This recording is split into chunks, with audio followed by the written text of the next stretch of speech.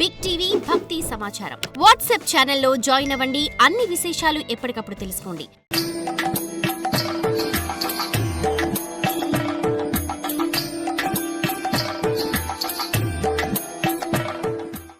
భీష్ముడు కృష్ణుడికి నమస్కరించి ఇలా అన్నాడు, దేవా, నీ కృప వల్ల శారీరక మానసిక బాధలు పోయాయి.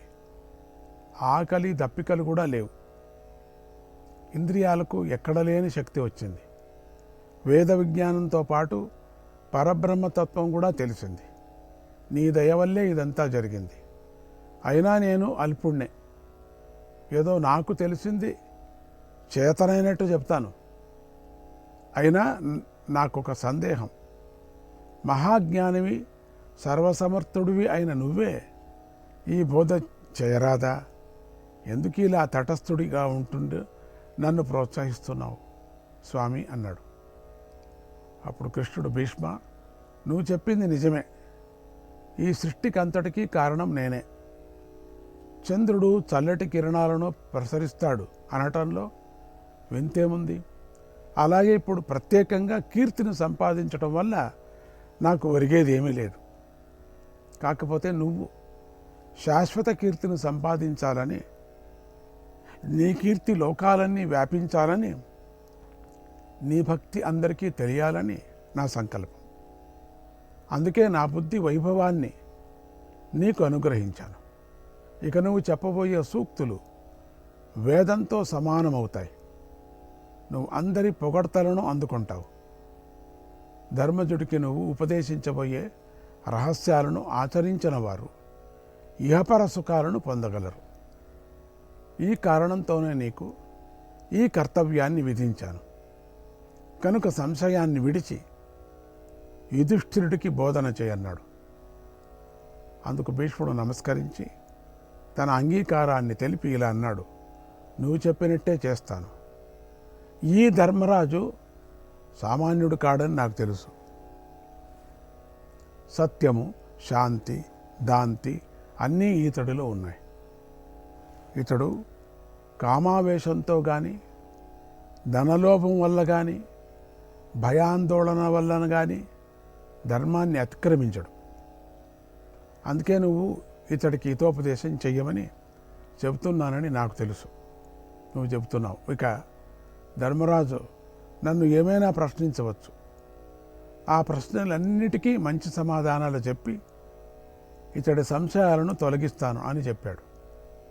కృష్ణుడు భీష్ముడి మాటలకు సంతోషించి, ఓ కురుశ్రేష్ఠ, ఈ ధర్మరాజు యుద్ధరంగంలో బంధుమిత్రులందరినీ సంహరించాడని నీకు తెలుసు.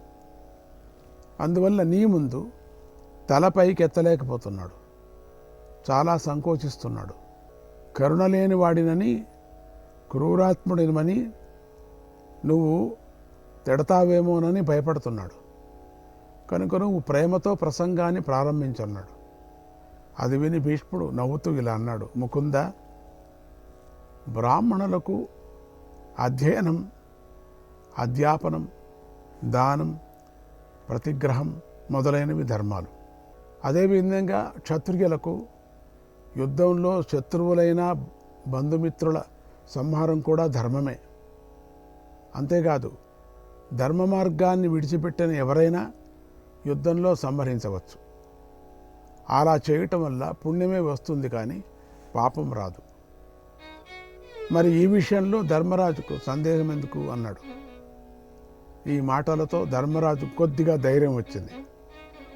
భీష్ముడికి సాష్టాంగ వందనం చేశాడు. భీష్ముడు ప్రేమగా పలకరించి దగ్గరగా కూర్చోమన్నాడు. ధర్మరాజు కృష్ణుడికి, అక్కడ చేరిన మహర్షులకు నమస్కరించి రాజధర్మాలను తెలుపవలసిందిగా భీష్ముడిని ప్రార్థించాడు. అప్పుడు భీష్ముడు మొదటిగా కృష్ణుని స్తుతించాడు.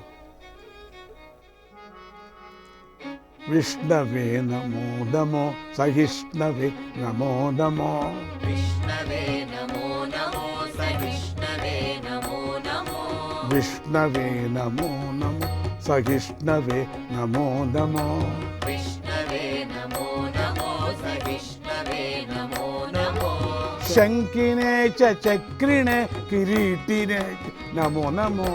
శంఖినే చ చక్రిణే కిరీటినే చ నమో నమో. శంకినే చ చక్రిణే కిరీటినే చ నమో నమో. శంఖినే చ చక్రిణే కిరీటినే చ నమో నమో. విష్ణవే నమో నమో సహిష్ణవే నమో నమో. శంఖినే చ చక్రిణే కిరీటినే చ నమో నమో.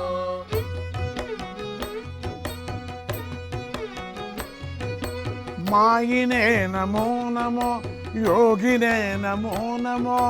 మాయినే నమో నమో యోగినే నమో నమో.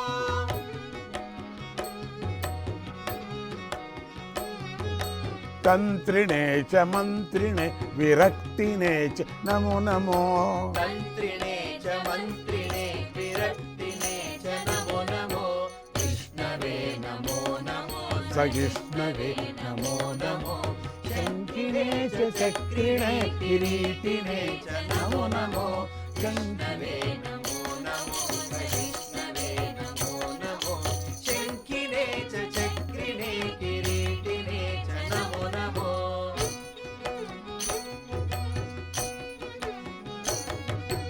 మాధవాయ నమో నమో కేశవాయ నమో నమో.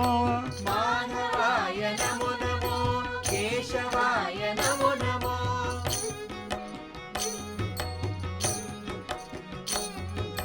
విక్రమాయ వామనాయ శ్రీధరాయ నమో నమో. విక్రమాయ వామనాయ శ్రీధరాయ నమో నమో. విష్ణవే నమో నమో సహిష్ణవే నమో నమో. శంఖినే చ చక్రిణే కిరీటినే చ నమో నమో. విష్ణవే నమో నమో సహిష్ణవే నమో నమో. శంఖినే చ చక్రిణే కిరీటినే చ నమో నమో.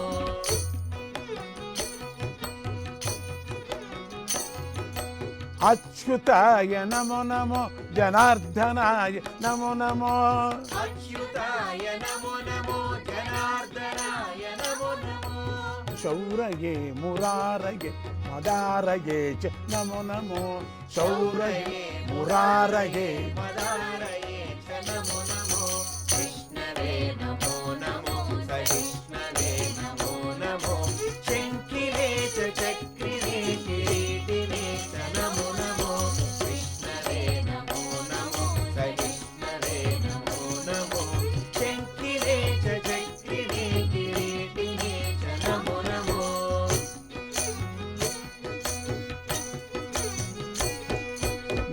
నందనందనాయ కృష్ణ నామకాయ నమో నమో. నందనందనాయ కృష్ణ నామకాయ నమో నమో.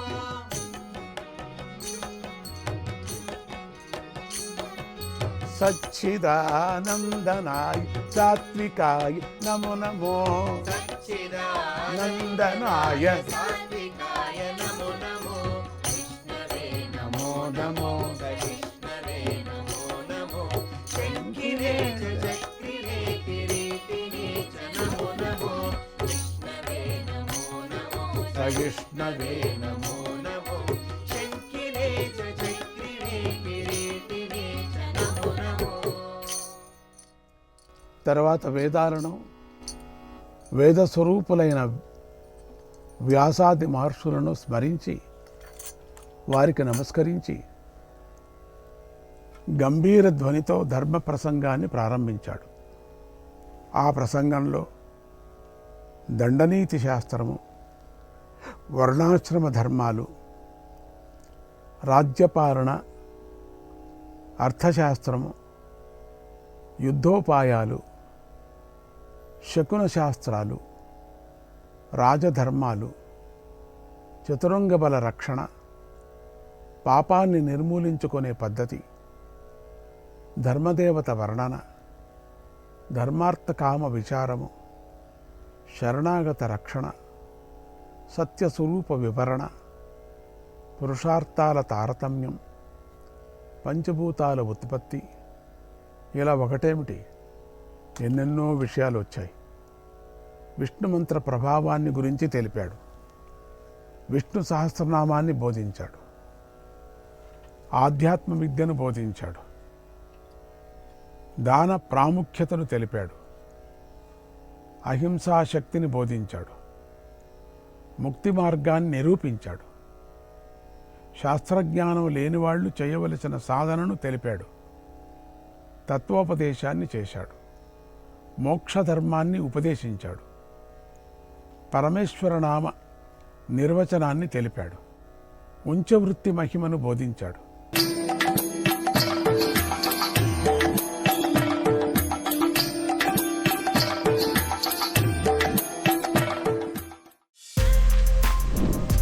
For more videos like this, subscribe Big TV channel.